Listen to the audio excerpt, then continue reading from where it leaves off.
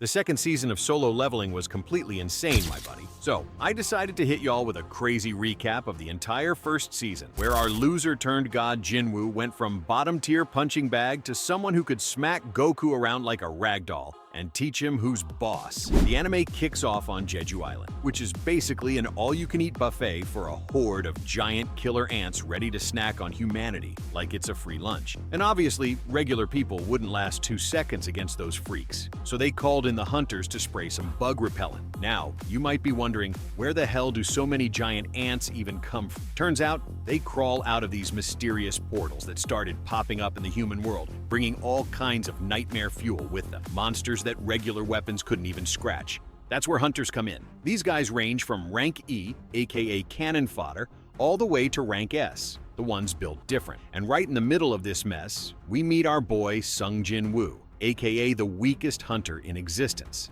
The guy who could lose a fight against a stiff breeze. Dude's only sticking with this job because he wasn't born rich. Man's broke, trying to pay for his sister's college while his mom is stuck in the hospital on life support. If they unplug her, it's GG. One day, he enters a dungeon and immediately starts getting his butt whooped by a goblin that looked just as exhausted as him. Luckily, his teammates were built different. One of them sliced the goblin in half, and their healer patched Jinwoo up before he fully embraced the afterlife. After clearing the dungeon and folding the boss, they realized they barely got any loot, which meant they were broke, and no loot equals no payday. That's when they discovered a double dungeon, an extra hidden level. The squad took a vote on whether to check it out or not. Meanwhile, across town, 2 guys on a bike were out there robbing folks, until a mysterious chick backflipped out of nowhere, body slammed their bike, and got the purse back. That was Cha Hyen, a rank S hunter. Not to spoil too much, but believe it or not, this absolute goddess is gonna end up dating Jinwoo, our human punching bag. Back in the dungeon, Jinwoo's healer friend Juhee was roasting him all the way down the tunnel. How do you almost die to a goblin and still want to explore an unknown dungeon, you lunatic? And she made him promise to take her out to dinner if they made it out alive. Spoiler alert, that dinner ain't happening anytime soon.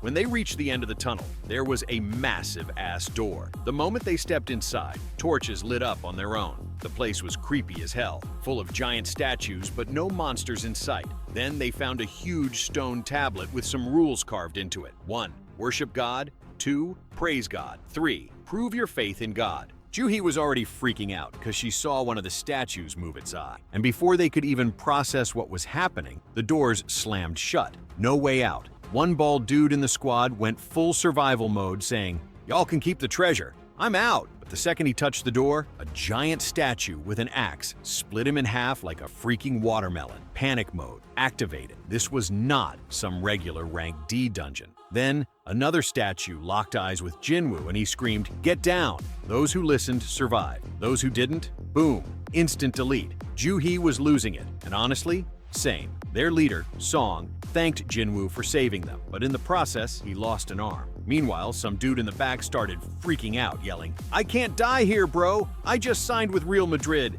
Man thought he was built different and tried to sprint to the exit, but the statue just winked at him, and boom, only his feet were left. That's when they started piecing things together. Jinwoo, being the mad lad he is, decided to test a theory. Bro clearly had zero self-preservation instinct, but he realized that as long as they kept their heads down, the statues wouldn't attack. So the entire squad dropped to their knees, and suddenly, the statues smiled. And that's when they knew. They were screwed. She got back up and started marching right at them. So this airheaded chick decided to pray, hoping divine intervention would save her. She hit him with a whole Lord's Prayer, but she forgot that this ain't Jesus we're dealing with. Instead of salvation, she got a heavenly smackdown that turned the floor into a crime scene. She couldn't even move, and yep, squish, game over. Big guy in the squad started crying, saying he couldn't die because his family was waiting for him. Dude got sliced like a loaf of bread. The survivors sprinted toward the statues holding musical instruments, because those were the only ones not trying to murder them. But plot twist,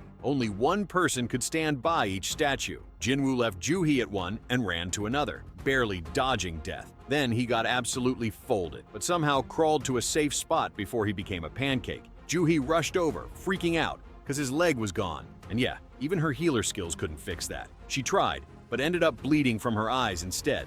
Impossible. The statue started moving again, and suddenly, a giant altar appeared in the center of the room. Translation? Someone had to be sacrificed. That's when Kim, the absolute rat, pulled a sword on their squad leader, blaming him for everything, said he should take responsibility and be the one to die. Jinwoo, barely hanging on, told the others to carry him there too. Once they stepped inside, even more flames appeared, so Jinwoo called for the rest of the squad to join. The second everyone was inside, the exit opened. But of course, there was a catch. The statues started moving again. Jinwoo yelled for them not to look away, because the statues only attacked when no one was watching. But one girl freaked out and ran, and because she survived, another coward ditched Jinwoo too. He tried warning them, saying if more people left, they'd have blind spots. But Kim didn't care. He was out, said he had a family waiting for him. That's when Old Man Song told Joo-hee and Kim to go too. They still had long lives ahead of them, but Joo-hee was too scared to even move. After a lot of arguing, Jinwoo convinced the old man to take her. And just like that,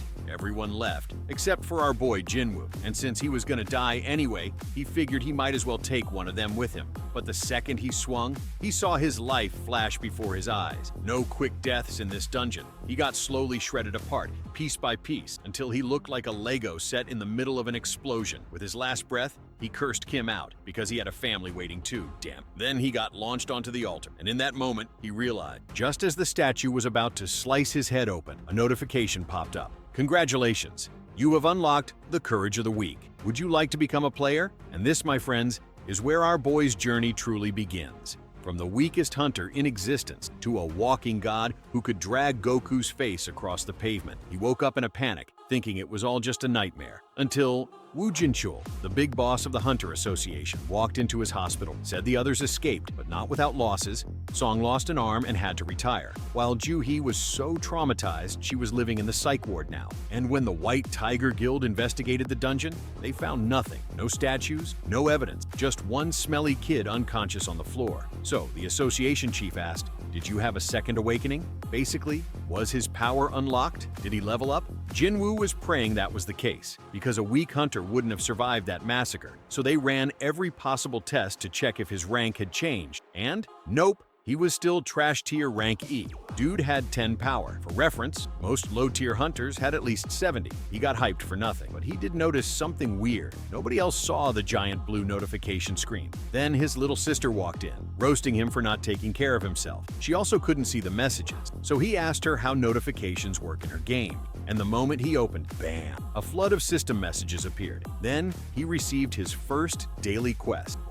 Strength training. The guy had to do Saitama's workout or face a penalty. Problem? He was fresh out of the hospital. That night, another portal opened and everything started shaking. Jinwoo, who had been sleeping peacefully, suddenly found himself in the middle of a desert. And before you ask, no, this wasn't a dream. A giant centipede popped out of nowhere and a notification slapped him in the face. Survived for 4 hours. Meanwhile, the nurses freaked out because his hospital bed was empty. Meanwhile, he was sprinting for his life, trying not to become Centipede Chow. 4 hours later, he reappeared in his hospital room, drenched in sweat, and at least he got a reward for surviving. The next day, Joo-hee went to visit him at the hospital, but dude was out here training like Usain Bolt, leaving the nurses completely confused. That's when he realized these screens weren't just in his head. Every time he completed a daily quest, he got 3 rewards. 1, full recovery. 2, extra stat points, which he pumped into strength every time. 3, a random loot drop. This time, he got a key to an instanced dungeon. Thinking it was a rare event to boost his strength, he went straight to check it out. But the second he stepped in, the doors slammed shut. Now the only way out was defeating the boss or finding a teleportation stone. And just days ago, he couldn't even take down a goblin. And now he had to solo clear an entire dungeon? 3 rabid goblins jumped him, but he somehow blocked their attacks and took them down one by one. Then, out of nowhere, a giant wolf appeared and bit his knife in half. Jinwoo, straight up frozen. No healer, no backup, 1 hit, and it was GG. Then his body started moving on its own, and he punched the wolf so hard it hit the wall. But that punch did nothing, so he bolted. That's when he remembered he had an inventory. He pulled out the sword that Kim ditched in the double dungeon, saying he'd never be able to afford something this good on his own. He checked his wounds, but they were gone. Meanwhile, that cowardly wolf came back. With the whole damn pack, Jinwoo snapped and went full-on Monster Slayer mode. Who would have thought? The weakest hunter alive just solo cleared an entire dungeon full of monsters 100 times stronger. After farming XP, he checked his inventory. Tons of loot, including a teleportation stone. But instead of leaving, he kept grinding. That's when he noticed white names, Wyas weaker than him. Orange names, Wyas same level. Red names, Beast prayers needed. And just like that, the red names from before had turned white. Still, he wasn't sure if he could handle the boss. The second he walked in, BAM. Dude got slammed into a wall. His sword shattered. The boss? Still orange. This was Kasaka the Blue Venom Fang, Jinwoo's first ever solo boss fight. No weapons, no backup. Just him versus a tanky poison snake. He dodged, but his attacks barely scratched it. Then Kasaka tail-whipped him so hard he went flying. Now he had to Michael Phelps his way out of drowning. That's when rage kicked in. Jinwoo snapped, grabbed the snake's neck, and squeezed. With every strength point he had, he crushed Kasaka's throat and strangled it to death. Ding! Level up. After looting the king of the swamp, he got a dagger made from its fangs, twice as strong as his old weapon, with lifesteal plus paralysis.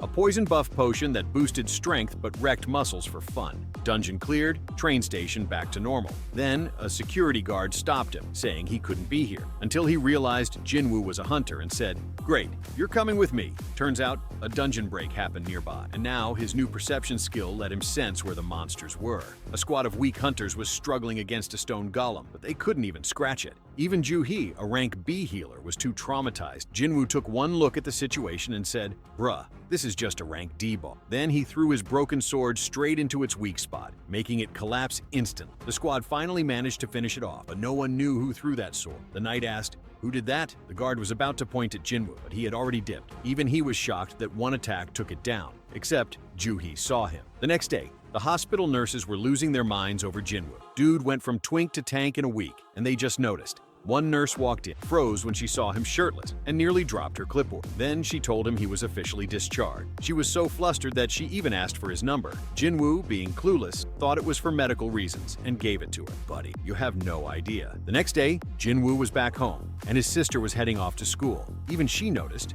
dude looked buff. He acted like he just woke up, but he had already finished his daily quests. Now all that was left was running 10K. Before heading out, he allocated some leftover stat points. Then suddenly his phone rang. It was his landlord, reminding him rent was a week overdue. Jinwoo explained he had been hospitalized and promised to pay as soon as possible. He considered going into a rank B dungeon, since they pay well, but no one would take a rank E scrub like him. And getting reevaluated? Way too risky. He'd draw too much attention. So he went into a rank C dungeon and used it to finish his 10K run. That's when he met Hwang Dong-suk and his crew, who instantly started roasting him for being the weakest hunter alive. But their leader didn't care about his rank. He just needed a warm body to meet the 8 hunter minimum for dungeon entry. Since Jinwoo wasn't expected to fight, he wouldn't get a share of the loot, but he'd still get $2,000 for carrying their bags. After signing the contract, another rank D hunter showed up, Yu Jinho. Dude pulled up in full-blown legendary armor, looking like he just walked out of a gacha game. When they reached the portal, it was way bigger than usual. Inside, it was pitch black, so the mage lit up the cave. They searched the area, but found no monster. Then Jinwoo yelled, "Look up!" A swarm of giant bugs dropped from the ceiling. The team unloaded on them, and their leader lured the rest away. Within minutes, they wiped them all out. The big guy thanked Jinwoo for warning them. But on the ground, some of the insects were untouched, meaning something stronger was lurking. Jinwoo pulled Jinho aside and warned him to watch out for these guys. They soon found a massive deposit of mana crystal, a jackpot worth millions. Divided between 7 people, that was at least $100,000 per person. But Jinho wasn't about to let them rip him off. Since the contract only said Jinwoo couldn't take monster drops, crystals were fair game. The leader agreed, but said they needed to mine everything first before waking the sleeping boss. And lucky for them, the giant spider was knocked out cold. But one idiot forgot the pickaxes in the car, so they had to go back and get them. They told Jinwoo and Jinho to wait there. I mean, nothing bad could happen, right? Boss was asleep and all. Yeah, right. As soon as they left, Hwang Dong-suk ordered the entrance sealed shut. They blew up the exit, trapping both of them inside. No cameras in dungeons meant they could just say the two died in battle. Jinho freaked out, thinking it was his fault for bringing up the contract. But Jinwoo told him, nah, they were gonna do this anyway. And just like that, the boss woke up. But compared to the demons he's fought, this thing was mid. Jinwoo told Jinho to stay put because he was about to wreck this spider. Meanwhile, outside, one of the thugs asked why they didn't just kill them themselves, but Hwang explained they needed the spider to eat them and go back to sleep. Then, they could safely mine the crystal. Also, Jinho's armor alone was worth $10,000. They were only worried about the two somehow surviving and ratting them out to the association. But no way those two were taking down a rank C boss. I mean, this thing was stronger than the two rank D bosses Jinwoo solo, and yet he wasn't even worried. The second Jinwoo moved, Jinho froze. No way a rank E moved like that. But the spider's exoskeleton was tough as hell. Hard to cut. Jinho started thinking, is this guy a fake ranker? You know, those lunatics who fake their ranks just to kill monsters for fun. Jinwoo wasn't that far yet, but he needed an opening to land his dagger's poison. And while he was thinking, he almost got melted by acid. Using his new dash skill, he charged at the spider, but still couldn't pierce it. So he went full berserker mode, attacking non-stop. But his stamina was draining fast, and he was about to get smashed. Then he remembered he still had his full recovery reward, instant full heal, back to 100%. He landed on top of the spider and stabbed his dagger straight into its eye. Paralysis, lifesteal, game over. Jinho couldn't believe what he just saw. Dude was treating a rank C boss like an XP farm. Jinho, now a certified fanboy, offered him water and even started mining for him. Started calling him boss too. Jinwoo was so confused. Then the backstabbers came back, wondering how they were still alive. Meanwhile, at the Hunter Association, the guildmaster and the chairman were sparring. These guys? Actual monsters, and soon enough, they'd be crucial to this whole mess. Back in the dungeon, the thugs were disappointed, saying the boss must have been weak if a rich boy in shiny armor beat it. Hwang then gave Jinho an ultimatum: kill Jinwoo and he could join them. That's how they always handled disposable rookies. But Jinho wasn't stupid. He sided with Jinwoo immediately. That's when the gang decided to take them both out. Who wants to take their first kill? At that moment, Jinwoo got an urgent quest. Objective: kill the 6 hunters who are a threat to the player. Before he could even process it, they were already launching a shadow ball at his face. They started shouting that Jinwoo was done for and that Jinho was next. But when Jinwoo finally read the full quest description, it straight up said, kill all 6 enemies or your heart stops. So he got up, cracked his neck, and told them to get ready, because today, the hunters were about to become the hunted. One of the dumbasses tried to mock him, but before he could finish his sentence, his head rolled off his shoulders. The rest of them didn't even see Jinwoo draw his dagger. They rushed in together, but Jinwoo was already slicing through them like butter. Didn't even need clean hits. Just a scratch was enough for the poison and paralysis to start kicking in. Dude was so fast, they couldn't even track his movement. Jinho was shaking, realizing Jinwoo was even stronger than when he killed the boss. Meanwhile, Hwang Dong-suk was furious that Jinwoo had wiped out his entire crew in under a minute. So now it was time for round 2. Hwang powered up and charged straight at him. Jinwoo admitted he was strong, but unfortunately for him, he wasn't the protagonist. Before he could even react, Jinwoo slammed his head into the ground like an ostrich. Panic mode activated. Hwang immediately started begging for mercy, offering double the promised payment. But Jinwoo just laughed. You tried to kill me 3 times, and now you want pity. Wasn't Hwang the one who said, what happens in the dungeon stays in the dungeon? Hwang desperately screamed that his big brother would find out and come for revenge. Jinwoo didn't care. One clean slice, head gone. Dungeon cleared. Meanwhile, the association's assistant was confused as hell. 6 rank C hunters dead, while a rank D and rank E survived. But since she was a nerdy sword fan girl, she assumed Jinho defeated the boss with his expensive gear, while Jinwoo just hid until the fight was over. Jinwoo, on the other hand, got his rewards, including a new skill, Killer Instinct. It cuts the enemy's stats in half just from his presence. And so far, Big Bro Hwang hadn't heard the news yet. At the Hunter Association, an assistant reported the accident to Chief Woo Jin-chul. At first, he didn't care, until he saw the detail. The D and E ranks didn't flee. They defeated the boss. And more importantly, one of them was Sung Jinwoo. Back home, Gina was surprised that her brother actually came back from a dungeon in one piece. She figured his team must have been super strong and that beating the boss was easy.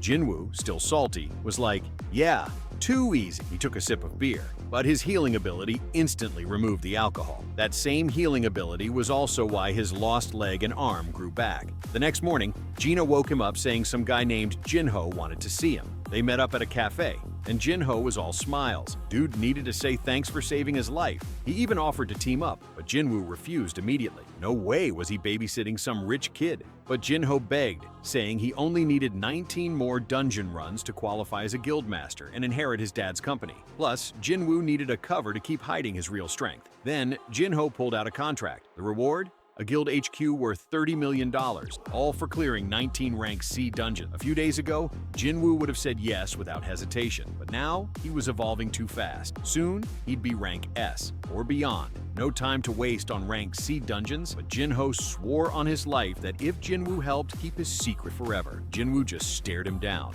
Dude was shaking. Meanwhile, Hwang Dan-soo, Hwang Dong-suk's big bro, was pissed. He started digging up info on the two survivors. He even asked what happens if he kills someone in another country. His assistant, already sweating bullets. He told her to clear his schedule, but it'd be a while before free time. For now, those two better stay alive. Back home, Gina randomly decided to work out with Jinwoo. So, he asked, what would you do if you suddenly got $30 million?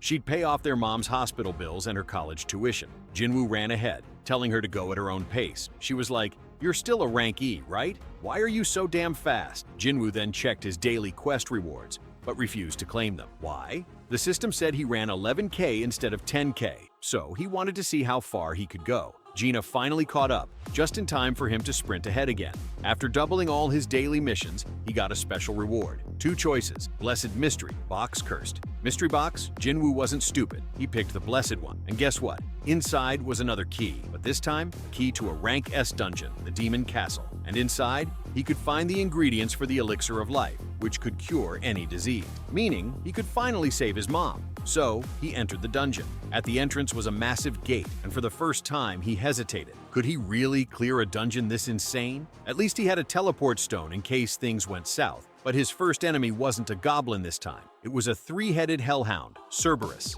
the guardian of hell. Jinwoo dashed in to slice that oversized mutt's ankle, attacking from all angles. But no matter how hard he swung, Cerberus didn't even flinch. He tried using Killer Instinct to make the beast shake in fear, but one roar canceled it out like it was nothing. Even his paralysis and life drain effects were completely useless. Then he got chomped on the arm just for the fun of it and was slammed into the ground, watching his HP drop like a stock market crash. Meanwhile, Cerberus was doubling his own stats. Another smack, and Jinwoo had no choice but to use his full recovery. At least he managed to stab one of the beast's eyes. The problem was, the dog still had 5 more. No time to breathe. This was turning into the worst beatdown since the double dungeon incident. Sure, he'd gotten stronger, but at this rate, he was toast. So he reached for his escape stone to GTFO. But nope, bad luck struck again. One hit from Cerberus, and the stone was gone. Now there was no running away. 1 or 2 more hits, and he was done. But then he remembered he had a shop. He rushed in, bought 3 divine healing potions, and chugged them down. Did it help?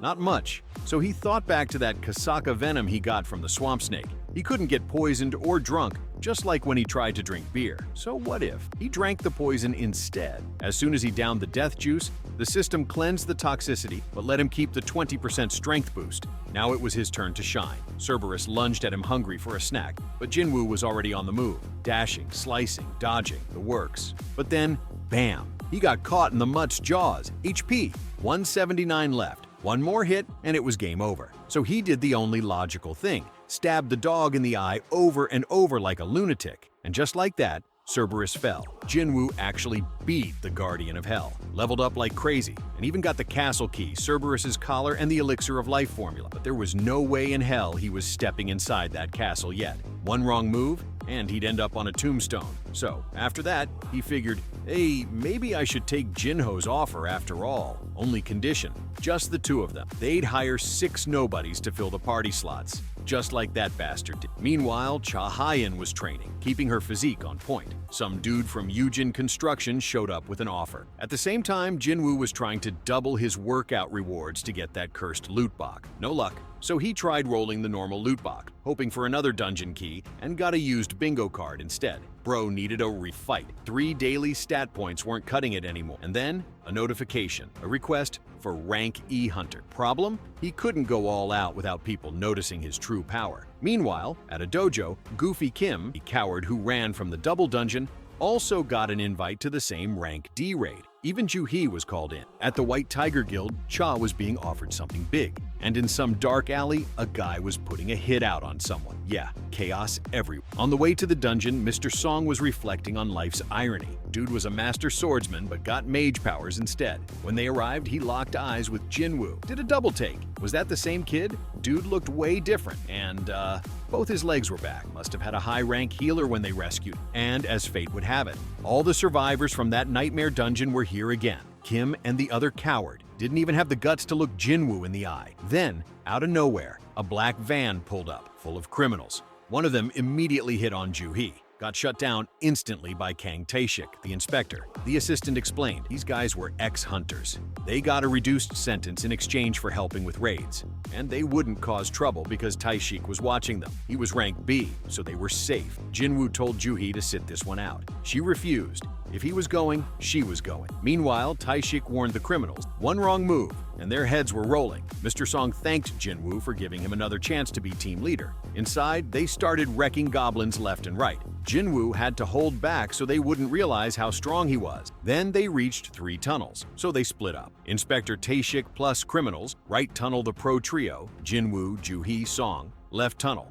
boss was that way, Kim plus, the other coward. Middle tunnel, they were already brainstorming ways to apologize to Jinwoo for ditching him before. Meanwhile, that old dude from the alley? Yeah, he was hiring Tae-shik for a hit job. Some 3 guys had assaulted his daughter, and she didn't survive. And because they were hunters, they'd be free in a few years. So he offered Tae-shik $300 million to fix the problem. And Tae-shik, he was already planning the cover story. He'd tell the association that the criminals ran into a horde of goblins and got slaughtered. Easy money. Back in the dungeon, Kim and his buddy walked in on Tae-shik, cleaning up loose ends. Yeah, dude was slowly murdering the criminals. They saw what they shouldn't have, meaning they weren't walking out alive. Then, a scream. Jinwoo and the others rushed over, found bodies everywhere. Jinwoo yelled for Joo-hee to heal Kim. Kim woke up, just enough to apologize before blacking out. Jinwoo felt a murderous aura, just in time to catch Tae-shik before he could stab Joo-hee. Tae-shik sighed. This wasn't part of the plan.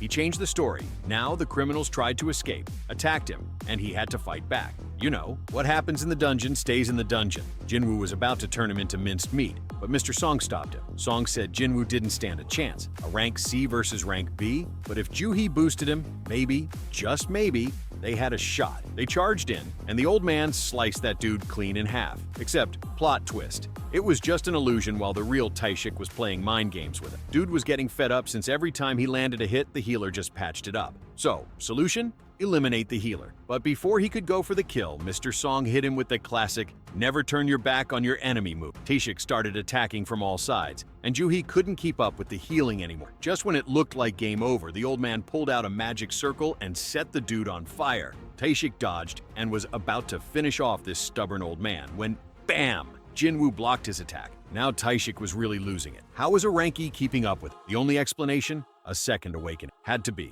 Especially since the last time they measured his stats, dude had the power level of a literal wet noodle. Tae-shik tried to justify himself. He only killed the criminals because of what they did to his client's daughter, but Jinwoo wasn't buying it. Then why'd you go after Kim and Kang? They had nothing to do with that. And that's when the dude dropped his villain monologue. He didn't care about money. Truth was, he just enjoyed killing people more than killing monsters. And with that, he charged at Jinwoo full speed. But they were both so fast, nobody could even keep up with the fight. So Tae-shik played dirty, threw dirt in Jinwoo's eyes to mess up his vision. Jinwoo sighed, chilled. Even the system noticed how bloodthirsty you. And then, ding, new quest. Kill this bastard. Just like the one from the spider raid. Jinwoo broke out the Goku hops and appeared in front of Tae-shik in less than a second. One tiny scratch from his dagger, boom, poisoned. But Tae-shik had a backup plan. Dude activated stealth and vanished, which was way too OP for an assassin. He warned the others not to move. They'd be next, and thought Jinwoo was down for the count with his leg sliced. But Jinwoo hit him with a shut up and full recovered on the spot. Kang had never seen a fighter who could use healing magic before, and for the first time he started to feel fear. Jinwoo told him, I don't even need to be mad to kill trash like you. Tae-shik turned invisible again, but no matter what he tried, he couldn't land a single hit. Jinwoo was tracking him just from his bloodlust alone, so he hit him with Killer Instinct, throwing the dude into a nightmare-level genjutsu. By the time Tae-shik snapped out of it, he already had a dagger in his chest, and his worst nightmare was staring him in the face. With his last breaths, Jinwoo dropped a little truth bomb on him. I level up, constantly. That's why you lost. And the second Tae-shik died, Jinwoo snatched his stealth skill. Now he could turn invisible too, my god. The others thanked him for saving their necks, and Jinwoo told them to wait outside while he handled the boss. After everything, even the chief of the association showed up. His own assistant was a serial killer, and he never even noticed, but he got the shock of his life when he saw Jinwoo again. No beating around the bush. Who killed Taishik? Jinwoo was ready to accept that his secret was out, but Mr. Song took the blame, said he defeated Taishik with Juhi's help. Jinwoo wasn't buying his own hype just yet. Yeah, he won. But what if he ever had to face Wu Jinchul, a legit Ranka monster? Mr. Song could tell Jinwoo had his reasons for hiding his power, so he didn't pry. Later that night, Juhi returned the teleport stone Jinwoo gave her, and the chief pulled him aside, told him, "Look, I believe you didn't kill Taishik. I checked your power level myself. But listen up. Wang Dongsu might be coming for you thinking you killed his brother." Now Jinwoo had an S-rank hunter hunting him, which meant time to grind even harder. Jinchul suggested he take his family and leave the country, but nah. Jinwoo had a better idea. He went to meet his new best buddy Jinho to start their rank C raid farming, and when he showed up, bro was confused. Jinho's team? A bunch of literal nobodies, and a kid? And she was pissed, talking about, "I'm a highly qualified hunter." The rest of the team was in disbelief. They were getting paid $3 million per raid just to sit outside and do nothing. Only rule? Don't tell a soul, or else they'd owe $30 million in fine. Jinwoo used his runestone to learn stealth, and Jinho pulled up dressed like a dollar store samurai. Jinwoo took one look and said, "Bro, take that off or you're staying behind." Dude at least kept the helmet. 1 hour later, the useless team thought they ran away. But when they saw the portal closing, which only happens when the boss is dead, they realized these two were on another level. They went straight to the next dungeon. 2 more to clear today. Jinho was out here mining in peace, while Jinwoo soloed everything. He was clapping dungeon bosses like it was a speedrun. And of course, leveling up non-stop. Even Jinho was blown away when he saw Jinwoo's stealth skill. Dude was even leveling up his abilities. Only issue? Mana drain was insane. Maybe it was time to go back to the Demon Castle. Then, ding, class advancement quest unlocked. Oh boy, things were about to get real. If you think Jinwoo is OP now, just wait until he finishes this quest. Meanwhile, over at the White Tiger Guild, they were shook. Some unknown team paid $150 million for Rank C portal. And when they saw Jinwoo's name in the mix, they knew something was up. Back at the dungeon, Jinwoo and Jinho finished another raid, and the White Tiger Guild thought Jinwoo had a second awakening after surviving all those crazy incidents. So they pulled up to investigate, and what did they find? A bunch of weirdos having a picnic? One girl blocked them from entering the dungeon. The guild leader immediately thought Jinwoo ditched his team to fight the boss solo, which only proved their theory even more. The boys came back from the dungeon, and Jinho asked if they could take a day off tomorrow, but for that, they'd have to cancel 3 reserved portals. So instead, he just asked to reschedule. Meanwhile, S-rank hunter Choi Jong-in had a nightmare, reliving the day he fought those demonic ants. But demonic ants sounds way too fancy, so I'm calling them Hellbug. Dude couldn't even blink without remembering Jeju Island. Back to Jinwoo. He noticed someone tailing him, and it turned out to be the chief himself, here for a little chat. Join the White Tiger Guild. We'll pay you double what Yujin Construction is offering. Dude was so confident that Jinwoo would accept instantly, but Jinwoo hit him with the Uno reverse. How much is your White Tiger HQ worth? Chief was confused, but said around 50 billion. So that's what you're offering, right? Since you said double?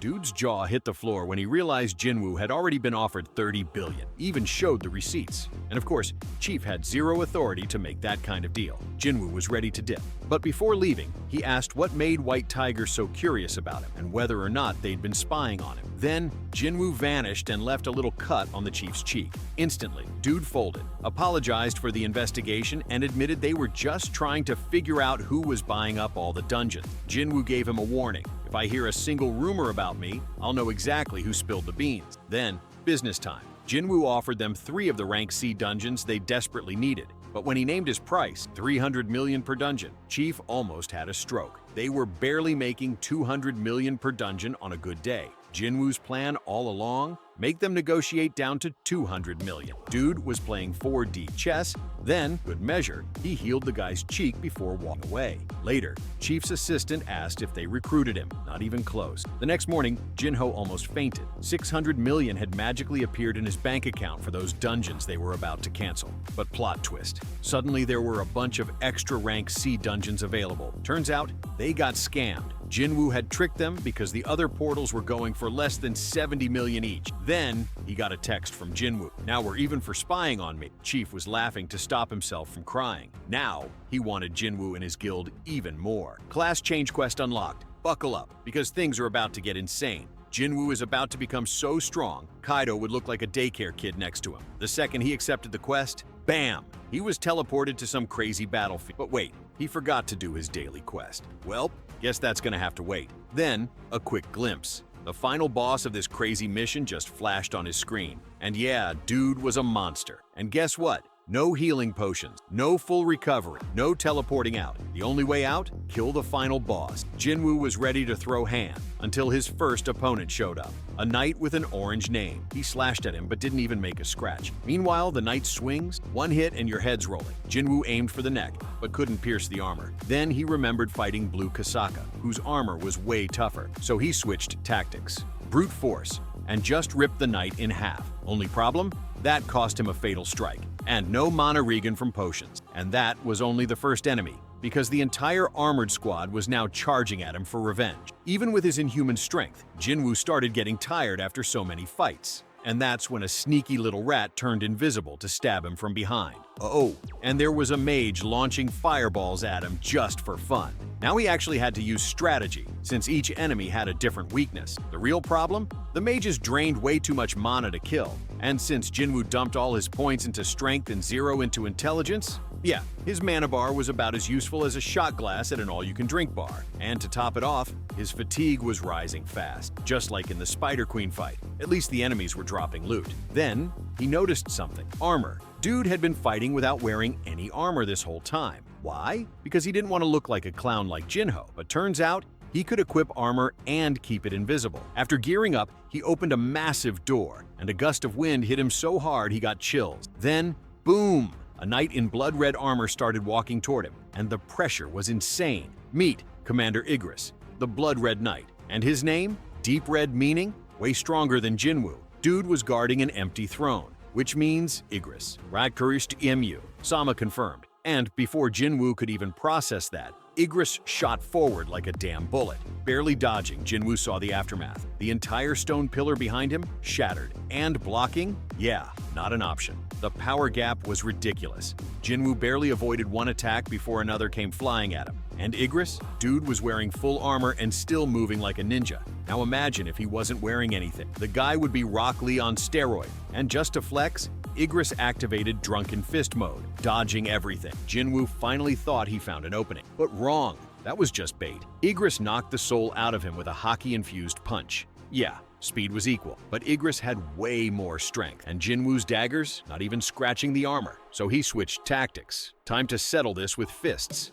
And this is where you realize just how legendary Igris is. Dude literally slapped his chest and went, "Oh, you want to throw hands? Bet," and dropped all his weapons, because he had the honor of a true knight. But you think that made him weaker? Laughing my ass off. Good luck, Jinwoo. Dude actually got faster after dropping that 3-ton greatsword. And before Jinwoo could even blink, boom! Gut punch straight into the wall. Kid barely recovered before getting smacked left and right, like a piñata at a birthday party. Punches so strong they cracked the walls. And even while blocking, his HP still dropped by 500. If he hadn't put on that armor earlier, he'd be painting the whole room red. So yeah, strength wasn't an option. Time to outspeed this dude. Except, nope. Even at max speed, Jinwoo couldn't land a hit. Meanwhile, Igris had aimbot and yeeted a rock straight at his face. And yet, Jinwoo refused to stay down. So he took some notes from Sanji's breakdance tutorial and spun a tornado kick to the back of Igris's head. And it did absolutely nothing. Igris casually grabbed him by the shirt, started scrubbing the floor with his face, then used him to redecorate the walls.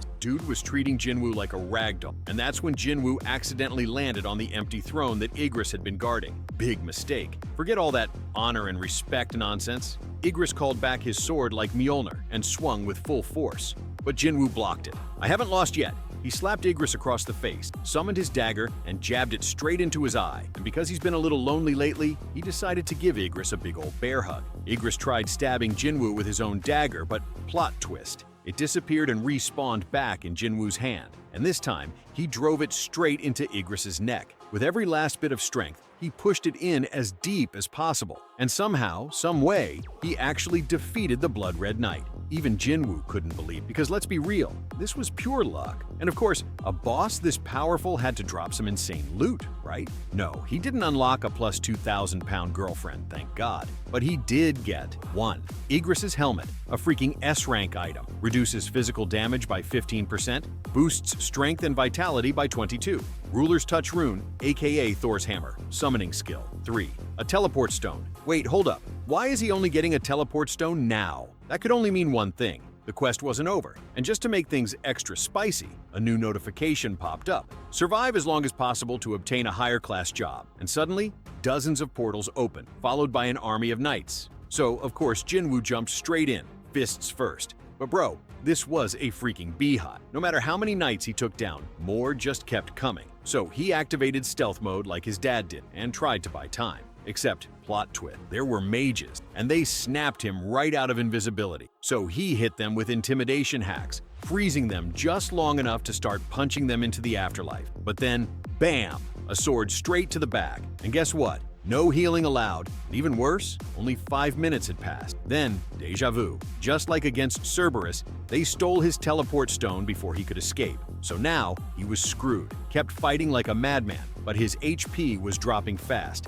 And yet, he refused to quit. If he didn't give up when he was getting beat up by a goblin, he sure as hell wasn't going to stop now. He had already defeated a 3-headed pit bull and a knight with god mode. Then, hallucinations started. He saw his past self telling him he'd already reached his limit. You may be stronger on the outside, but inside, you're still that same weak loser. And every time he tried to get up, he got knocked down again. Just like in the double dungeon, it was game over. But then, remember that daily quest he forgot to do? Yeah, time for a penalty. And that penalty saved his life. He got teleported to the desert. And finally, he could use potions, except there was a catch. Potions couldn't heal fatal injury, so the only way to recover, wait for natural healing, or level up. Then, giant centipedes spawned, but this time, he didn't run. He was the predator now, because let's be honest, if a gazelle had the chance, it would curb stomp a lion too. And while Jinwoo was busy going full exorcist mode on the bugs, his sister was at home freaking out. She thought he was out partying with a girlfriend. After clapping every last centipede, Jinwoo had 10 minutes to prepare. So he bought a Night Slayer dagger, a blade that dealt 25% extra damage to armored enemies. Perfect. Then he tested Igris's skill, Ruler's Touch. Turns out, it didn't even use mana. For now, he could only lift small things, but you already know this skill is going to be OP later. Then, back to reality. Except now, the number of enemies had tripled, but thanks to his new dagger, armored enemies were going down like butter on a hot pan. The problem? They kept respawning, and 0 XP. Something was off. Then he saw them, the mages. They weren't casting spell, because they weren't fighters. They were summoners.